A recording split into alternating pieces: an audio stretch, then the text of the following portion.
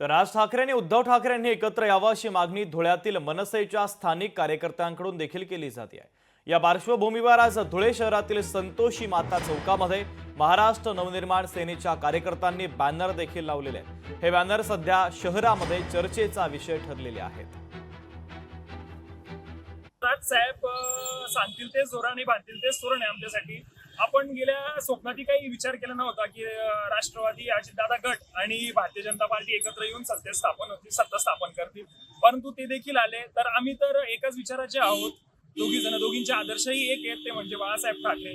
दोघी घरातील कौटुंबिक वादाची जे भिंत होती ती कोसळली पाहिजे आणि दोघींचा प्रेमाचा बंगला उभारला गेला पाहिजे अशी सदिच्छा व्यक्त करतो, जेणेकरून महाराष्ट्राचं प्रगतीचं इंजिन हाती मशाल घेऊन फार वेगाने धावेल।